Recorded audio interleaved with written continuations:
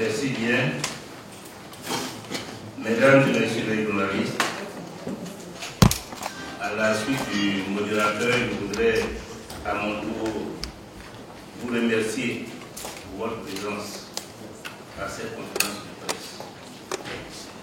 Avant de répondre à vos questions, je vais en quelques minutes revenir sur deux points qui font notre actualité. D'abord, comme l'a dit le vice-président Wassy Raphaël,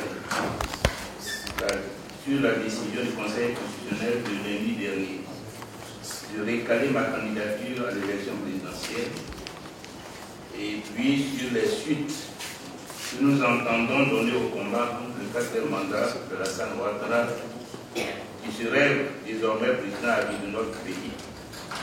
Et donc, sur la suite du processus électoral. D'abord, la décision du Conseil constitutionnel. Que dit le Conseil constitutionnel à propos de notre candidature?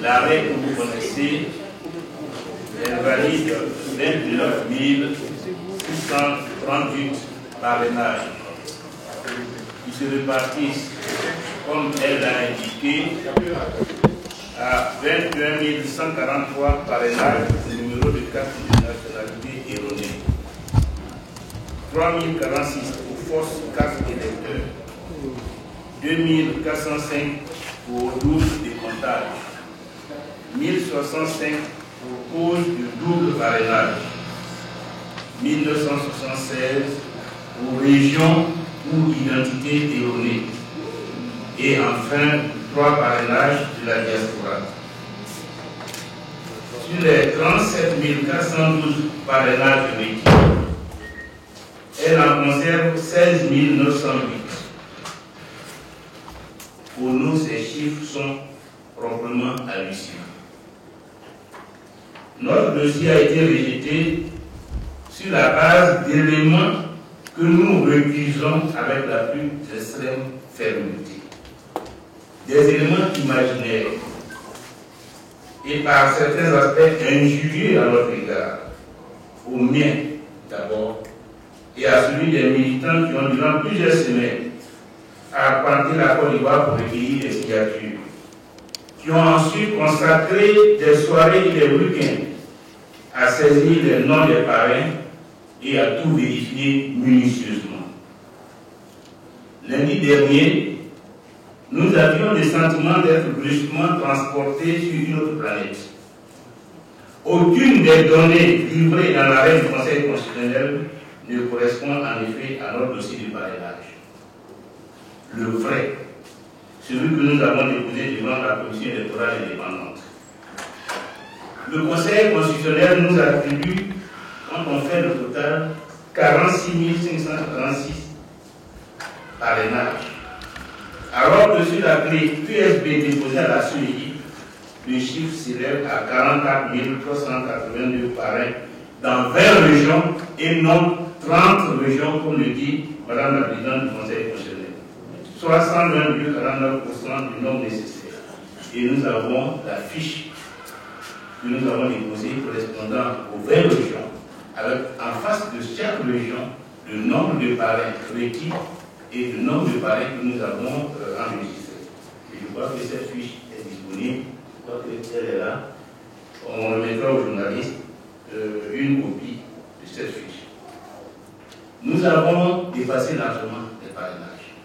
Et nous avons été les premiers à déposer nos listes de parrainage à la CEI.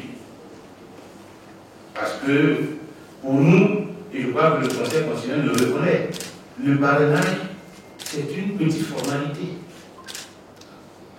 1% d'électeurs par région, dans 17 régions. En 2 semaines, nous avions bouclé. Et nous avons déposé notre liste.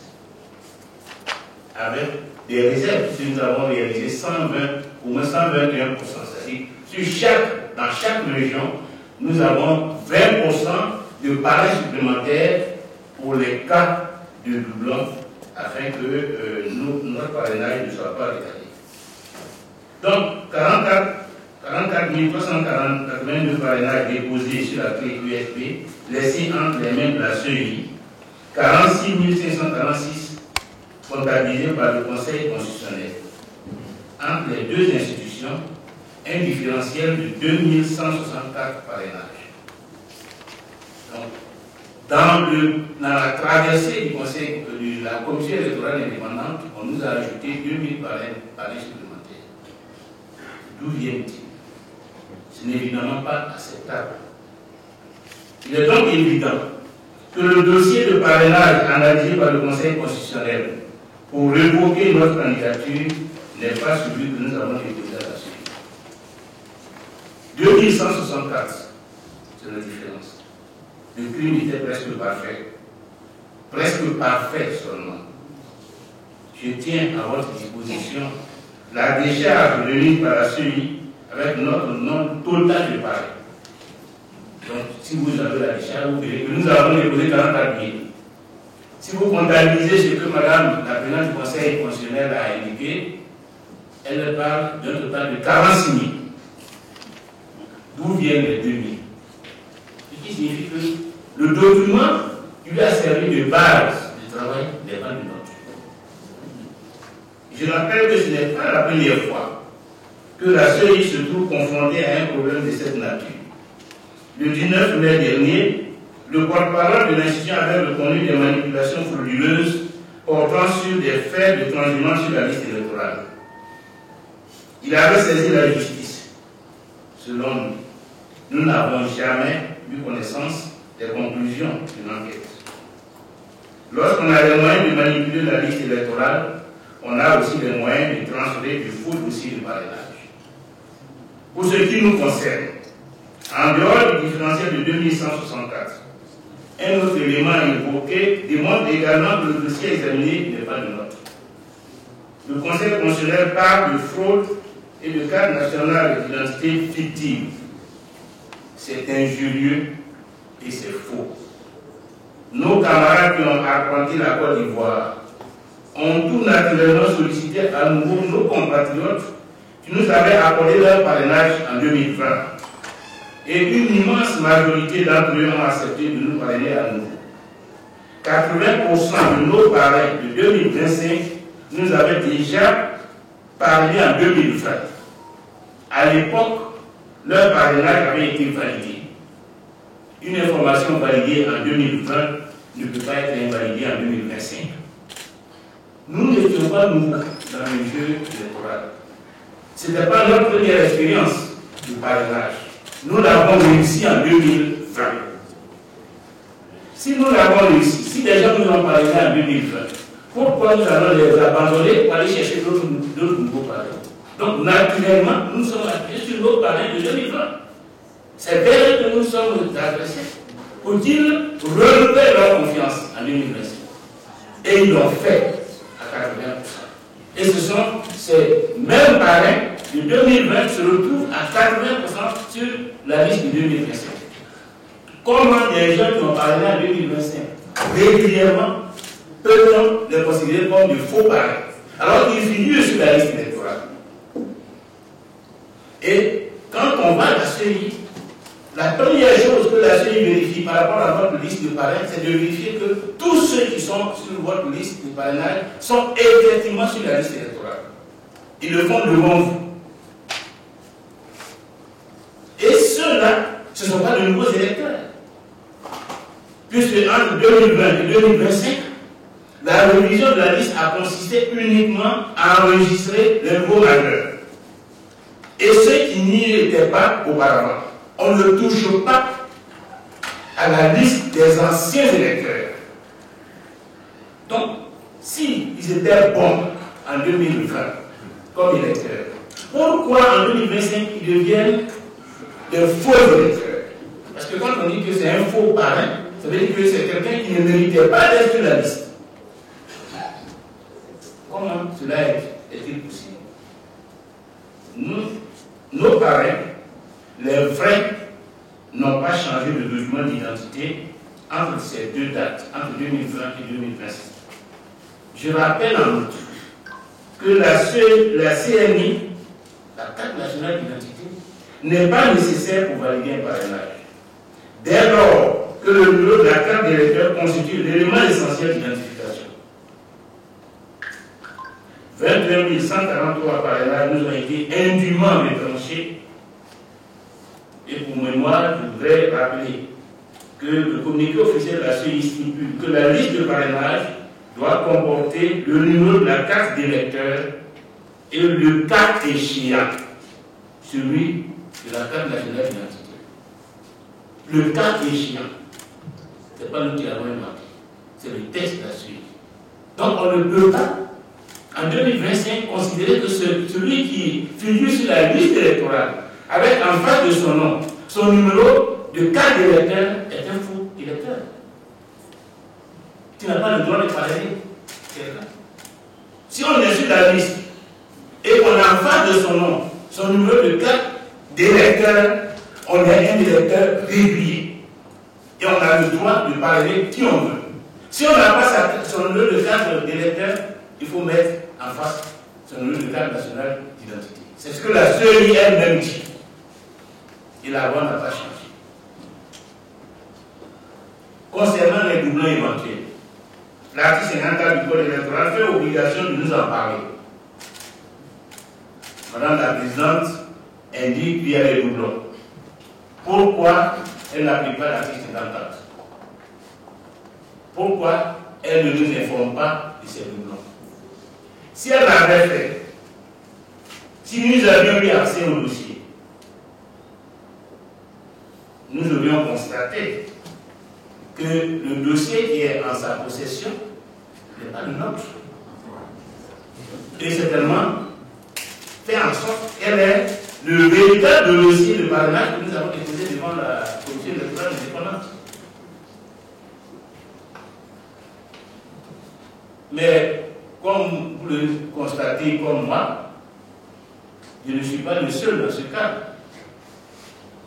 D'autres candidats, notamment le président Laurent Gbagbo, Assalé Timoko, font état d'erreurs similaires. Les mêmes accusations sont proférées à leur encontre, tous aussi infamantes et injurieuses.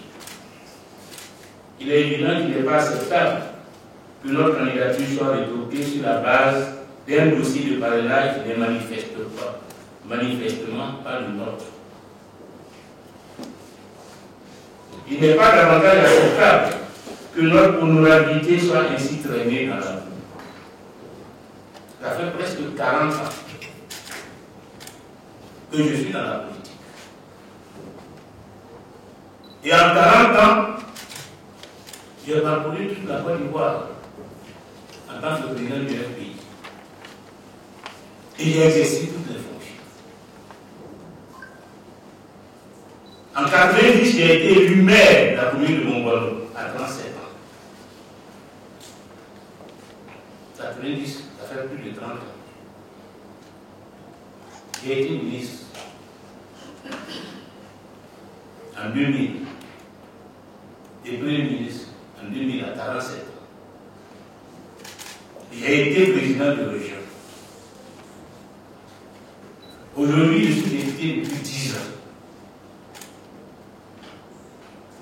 On ne peut pas me faire l'injure de dire que je ne peux pas recueillir 1% des électeurs de chaque région dans cette région. Et je ne peux pas terminer ma carrière politique sur cette infamie, sur cette opprobre. Il n'est pas davantage acceptable que notre honorabilité soit ainsi traînée dans la boue. J'ai donc décidé de saisir le procureur de la République et de porter plainte contre X. Je demande une enquête. Que la justice recherche qui est à l'origine de cette falsification. La commission électorale indépendante doit réparer cette erreur et en tirer les conséquences. En attendant, je demande au tribunal qu'il requiert de la CEI la suspension du processus électoral, le temps pour lui de se prononcer sur le fond. Le parrainage est un instrument qui a été conçu pour se prémunir des candidatures fantaisistes. Il ne doit pas devenir une arme d'élimination massive des candidats sur la base d'erreurs de transmission, qu'elles soient involontaires ou volontaires. Et dans cette seconde hypothèse, cela relèverait du pénal. Les parrainages détournés de leur finalité pour devenir des armes de destruction massive de la régularité du scrutin, c'est bien ce qui est en train de se passer. Le président Ouattara a choisi ses adversaires afin de mieux verrouiller le processus électoral.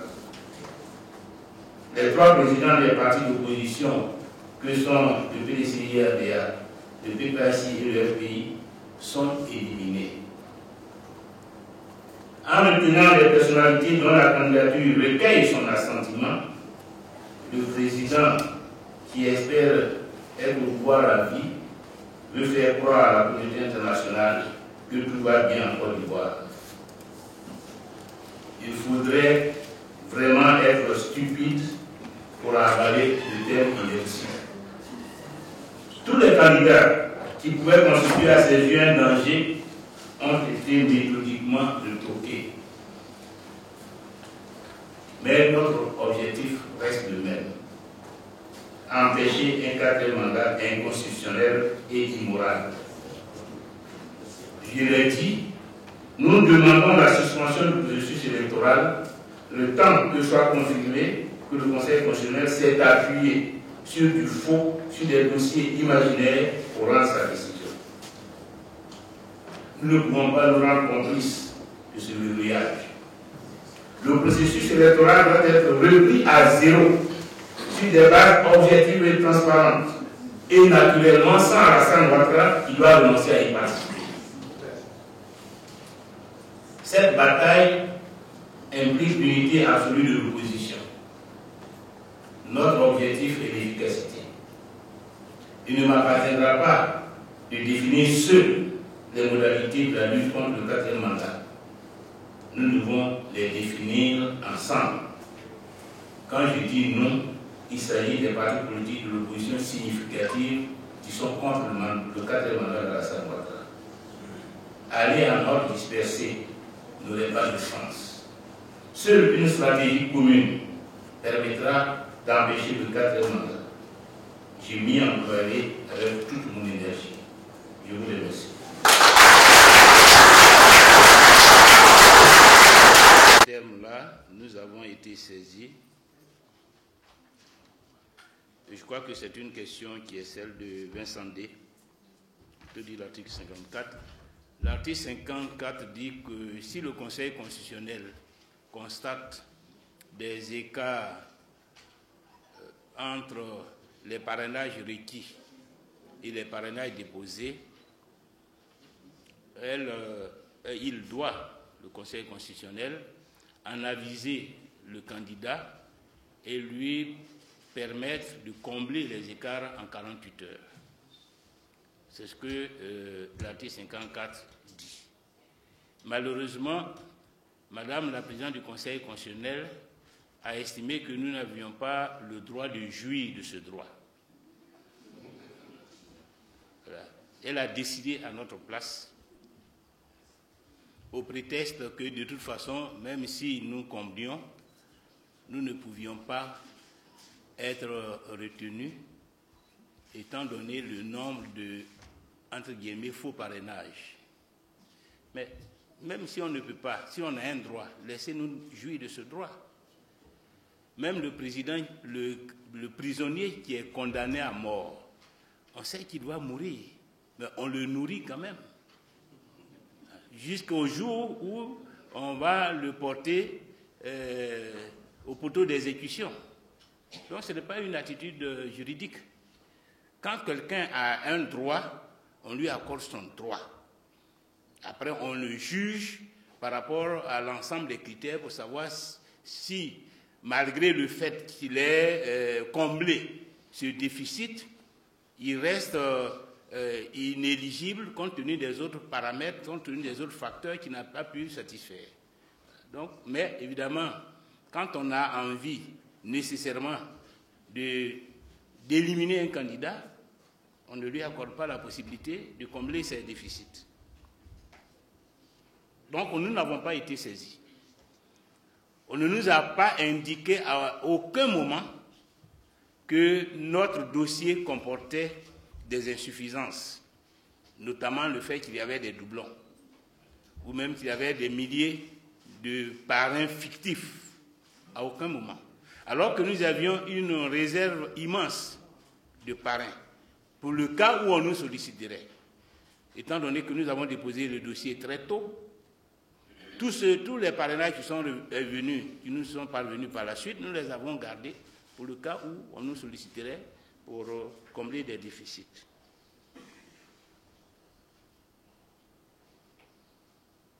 Alors, la décision du Conseil constitutionnel est sans recours et la décision de suspension du processus. Ce sont deux niveaux différents. Le Conseil constitutionnel rend un arrêt, mais c'est la Commission électorale indépendante qui organise les élections.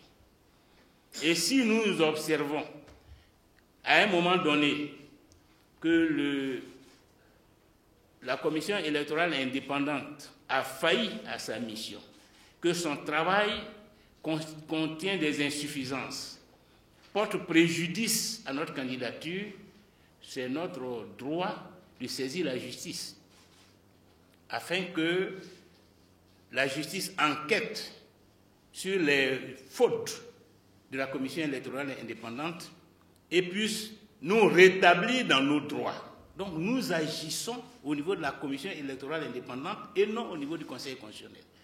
Nous savons que le Conseil constitutionnel n'a pas fait preuve d'équité par rapport à un certain nombre de considérations, notamment l'article 54, mais là n'est pas notre problème. Notre problème est la régularité, la fiabilité du document qui a servi de base à la décision du Conseil constitutionnel. C'est ce document-là que nous contestons. Et c'est ce document que nous voulons remettre en cause. Or, si nous réussissons à le mettre en cause, ça veut dire que nous avons été jugés sur la base d'un faux document. Et dans ce cas, le Conseil constitutionnel doit réexaminer notre dossier et réviser sa décision, puisque le Conseil constitutionnel aurait été lui-même induit en erreur. Il ne peut pas prendre acte de l'erreur et considérer que le processus électoral doit continuer. De toute façon, il n'appartient pas au Conseil constitutionnel de décider si le processus électoral doit continuer ou ne pas continuer. C'est la CEI qui est la structure organisatrice des élections. Donc c'est à son niveau que nous travaillons et nous voulons que la justice lui ordonne d'arrêter le processus électoral le temps qu'elle examine notre requête que nous allons faire en référé, de manière à ce qu'il soit bien établi qu'il y a eu manquement au niveau de la CEI et que la CEI doit réparer ce manquement. En attendant, le processus ne peut pas poursuivre, puisque si à l'issue des investigations, il apparaît que nous avons le droit de participer, il faut bien que nous participions. Donc il faut que le processus s'arrête, que la justice regarde, que la justice puisse dire non, il n'y a pas eu erreur, ou au contraire, il y a eu erreur. S'il n'y a pas eu d'erreur, le processus, il peut déclencher la poursuite du processus, mais s'il y a eu d'erreur, il faut réparer avant que le processus ne se poursuive. Parce qu'une élection présidentielle, ce n'est pas n'importe quel moment dans la vie d'un pays et dans la vie d'un homme politique. Ce n'est pas n'importe quel moment. On ne peut pas s'amuser avec ça. On ne peut pas éliminer les gens comme ça. Et puis croire que ça va passer comme une lettre à la poste. Non, ça ne peut pas passer. Depuis des années, ces militants sont sur le terrain, ils se débattent, ils parcourent la Côte d'Ivoire pour installer des sections, pour parler aux populations. Nous-mêmes, à cause de cette élection, depuis 1 an, nous passons des nuits blanches à travailler, à peaufiner un programme que nous voulons proposer aux Ivoiriens. Dormir à 4 h du matin, 3 h du matin, pour reprendre le travail à 8 h, 9 h, pendant 1 an. Et puis il y a quelqu'un qui est assis quelque part, et puis il décide. Si c'est caca qui est dans sa cervelle, il faut que cette année on le sache.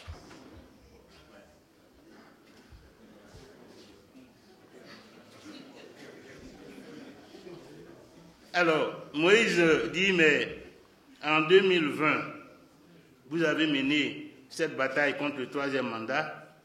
On sait comment ça s'est passé. J'ai bien peur que vous ne connaissiez le même sort. Oui, bon. La peur, c'est un sentiment naturel, humain. Mais ce n'est pas avec la peur qu'on fait avancer un pays. Ce n'est pas avec la peur qu'on fait avancer un pays. Si c'était pour la peur, ce pays-là se serait vidé. Parce que ceux qui sont au pouvoir, c'est la peur qu'ils sèment tous les jours. Mais on ne doit pas avoir peur. On ne doit pas avoir peur parce que c'est l'avenir de la Côte d'Ivoire qui est en jeu. Et quand tu as décidé d'être à la place où je suis, ça veut dire que tu as exorcisé la peur. Ça veut dire que tu as donné ta vie au combat, à l'idéal. Si tu n'es pas capable de cela, tu ne mérites pas d'être là où tu es. Parce que là où tu es, les militants, les Ivoiriens ont besoin de quelqu'un qui n'a pas peur. Et c'est avec ceux-là que la Côte d'Ivoire va avancer. Donc, nous n'avons pas peur. Ceux qui sont en face, ce sont des hommes comme nous. Pour quelle raison je vais avoir peur de quelqu'un? Qu'est-ce que tu peux faire de plus? Sinon me tuer. Mais tu peux me tuer, mais tu ne peux pas prospérer. Les dictatures, on a vu, tout empire périt d'une manière ou d'une autre. Il n'y a pas un seul dictateur, en tout cas ils sont rares, ceux qui sont morts dans leur lit. Donc, nous n'avons pas peur, moi je n'ai pas peur. Puis comme je le disais au cours du comité du secrétariat exécutif, j'ai 72 ans. Ça veut dire que j'ai suffisamment vécu. Si j'avais 40 ans, 50 ans, je peux dire, mais il me reste encore 50 ans à vivre, pourquoi je vais mettre ma vie en danger? J'ai 72 ans. Qu'est-ce que je n'ai pas connu dans cette vie? Tout. Donc, pourquoi à 72 ans tu vas avoir peur? Tu vas avoir peur de quoi? Dans tous les cas, la mort t'attend. Donc, ceux qui pensent, qui comptent sur ça, là, ils ont joué bidé. On va lutter. On va libérer ce pays. On ne peut pas tolérer la dictature. Et c'est pour ça que nous sommes dans le combat. C'est pour ça que nous sommes dans la politique. Pour libérer le pays, pour faire avancer le pays. Le pays ne peut pas rester dans cette situation. Ce n'est pas possible. Ce n'est pas possible. Où tout le monde a peur. Où des encagoulés débarquent chez vous à 2 h, 3 h du matin, ils vous embarquent, vos parents ne savent même pas où ils vous envoient. Où chaque jour, on procède à des arrestations, des détentions arbitraires, etc. Non, on ne peut pas. La Côte d'Ivoire ne mérite pas ça. Quelqu'un est assis quelque part et puis décide du sort des gens. Il décide de la vie des gens, de la vie du pays, de ceux qui ont le droit de participer aux élections et de ceux qui n'ont pas le droit de participer aux élections. Pour quelle raison? Et le peuple. Et la volonté du peuple. Donc, nous n'avons pas peur. Et pour le moment, notre combat, c'est pour que le processus soit repris et que tous les fils du pays qui méritent de compétir, de se présenter devant les Ivoiriens, pour que les Ivoiriens choisissent de façon souveraine celui qui doit les diriger, pour que ceux-là aient la possibilité de compétir. Et moi, ça fait 40 ans, c'est à cause de ça que je suis dans la politique. Si, en 2011, quand on nous a éjectés du pouvoir de la manière que nous connaissons, que j'ai fait 2 ans de prison, je suis revenu dans la politique, c'est à cause de ça. Tout ce que je fais, c'est par rapport à cette élection présidentielle. Parce que j'ai quelque chose à apporter au pays. Quelqu'un ne peut pas décider de mettre fin à cela de façon arbitraire, de façon méprisante, et puis je vais aller m'asseoir pour prendre acte. Non, je ne prendrai pas acte. Je me battrai pour que le processus électoral soit repris et que Ouattara ne soit pas candidat, parce qu'il ne mérite pas d'être candidat. S'agissant des camarades de gauche qui sont candidats, c'est tout à fait leur droit, mais moi aussi j'ai mes droits à défendre. Et pour le moment, je suis dans la défense de mes droits. Je suis dans la défense des droits du Front populaire ivoirien. Parce que je suis d'abord le président du Front populaire ivoirien. Je défends les droits de mon parti, je défends mes droits en tant que candidat, les droits des autres. On en parlera si les circonstances sont favorables à ce qu'on en parle. Quelles sont les actions que vous comptez mener? Mais je vous l'ai dit, la justice, la politique, les deux. De façon, ce sont les deux instruments d'action démocratique. Donc ce sont ces deux actions-là que nous allons mener pour obtenir gain de cause. En tout cas, je voudrais dire merci à cette première série d'intervenants.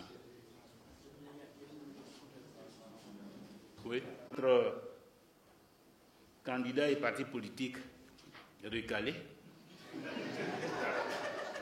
Et vous comprenez bien que quand vous partagez le même sort, c'est naturel que vous vous retrouviez. Ça, c'est une tendance logique naturelle. Voilà. Donc, je suppose que ceux qui ont posé ces actes savaient bien que toute l'opposition va se retrouver.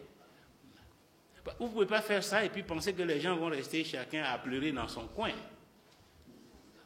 Il faut qu'on se retrouve pour partager notre malheur et puis voir ce qu'on fait. Et donc, on va tout faire ensemble.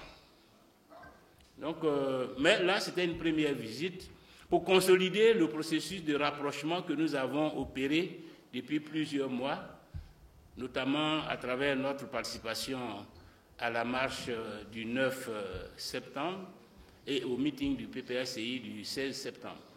Donc, il y avait déjà un processus, et je pense même que c'est cela notre malheur. C'est depuis qu'ils nous ont vus ensemble, depuis qu'ils ont vu, croyant que si, avec tout ce qui s'est passé, AFI se présente à un meeting de PPACI, il sera hué, il sera humilié, il sera chassé. Et qu'au contraire, ils ont vu les militants du PPACI, au contraire, m'acclamer et exiger même que je prenne la parole. Alors que ce n'était pas prévu. Je crois que c'est à partir de là qu'ils ont conclu que non, lui là ne doit pas participer aux élections. Alors on ne peut pas accepter ça. Voilà, on ne peut pas accepter que vous éliminiez comme ça, de façon administrative, tous ceux qui vous paraissent gênants. Même aujourd'hui, d'après les rumeurs que j'ai, même la candidature de Domelo, ça les inquiète. Ah, et si les gens de l'AES décident de le soutenir, est-ce qu'on pourra tenir? Est-ce qu'on n'a pas commis une erreur en autorisant sa candidature? Il y a des débats comme ça. Alors, ça c'est quelle démocratie? Vous voulez gouverner un pays contre la volonté du peuple? Non? Si on n'a pas, après 15 ans, on n'a pas la confiance des gens, il faut tirer sa révérence, il faut prendre du recul, voilà. Il faut céder le tablier. Donc, nous avons consolidé, nous consolidons chaque jour notre rapprochement pour pouvoir agir ensemble parce que nous avons les mêmes intérêts. Merci, Président. Avant de... est la suivante. En 2020, nous avons vu la contestation du troisième mandat. Nous avons entendu, nous avons vu, et après la même opposition a participé aux élections législatives. Pour l'instant, l'élection présidentielle et législative, on a donné un sens. Est-ce que ce n'est pas le même scénario que nous avons dit encore en 2025 cette année? Pardon? Je n'ai pas... Oui. Est-ce que nous allons revivre le même scénario qu'en 2020? Bon. Personnellement, je ne suis ni marabout ni prophète, donc je suis très mal placé pour vous dire allez-vous reconnaître le résultat. Mais pour le moment, je n'imagine pas qu'ils se maintiennent. Voilà. Parce que je ne peux pas mener une bataille en considérant que le résultat sera l'échec. Voilà. Donc, quand vous vous mettez dans une telle posture, ça veut dire que vous êtes vaincu à l'avance. Donc, il faut imaginer plutôt la solution où nous avons gagné. Et Ouattara s'est retiré du processus électoral et que le processus a été repris pour que tous ceux qui ont le droit de participer soient candidats. Pensez-vous que le rejet est lié au fait que la candidature serait gênante? Mais c'est évident. C'est évident. La première évidence, d'abord, c'est de considérer que on ne peut pas dire qu'Afin Guessant Pascal ne peut pas réunir 1% des électeurs dans chaque région et dans 17 régions en Côte d'Ivoire. Personne ne peut croire ça. Personne ne peut croire ça. Il y a des candidats, recueillir 1% dans une région, dans 17 régions, c'est tellement simple que certains candidats même l'ont réussi en 48 heures, alors qu'ils n'ont même pas de parti politique. C'est facile. Alors pourquoi ce qui est aussi facile, quelqu'un qui a un appareil politique, qui est présent sur l'ensemble du territoire, qui est une personnalité connue, peut ne pas réussir? Là où ceux mêmes qui arrivent le dernier jour réussissent à surmonter cet handicap. Ceux mêmes qui n'ont pas de parti politique. Parce que la plupart de ceux qui ont été retenus, la plupart n'ont pas de parti politique, n'ont aucun appareil derrière eux. Donc, chers amis, il ne faut pas te faire d'illusions, ce n'est même pas la peine d'imaginer d'autres solutions. C'est une élimination politique, arbitraire, parce que ma candidature constitue une menace. Parce qu'ils savent, comme je l'ai indiqué tout à l'heure, qu'avec le soutien du PDCI et le soutien du PPACI, j'étais parti pour gagner. Ils n'ont pas voulu prendre ce risque. Et nous savons les débats qui ont eu lieu en leur sein par rapport à cette élimination. D'ailleurs, même quand vous regardez l'arrêt en ce qui me concerne, qu'en conséquence, la candidature de M. Pascal Afin Guessant doit être déclarée irrecevable. Ça ressemble à un message qu'on a reçu. Doit être déclaré irrecevable. Est déclaré irrecevable ou bien doit être déclaré irrecevable? Qui doit déclarer l'irrecevabilité?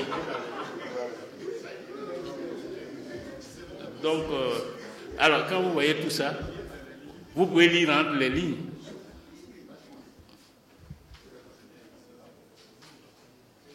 Bon, effectivement, le procureur, notre avocat est en train de préparer le dossier. Je vous l'annonce, évidemment, le procureur sera saisi. Parce que nous sommes en train de préparer le dossier pour le saisir. Je crois que j'ai répondu à toutes les questions. En conclusion,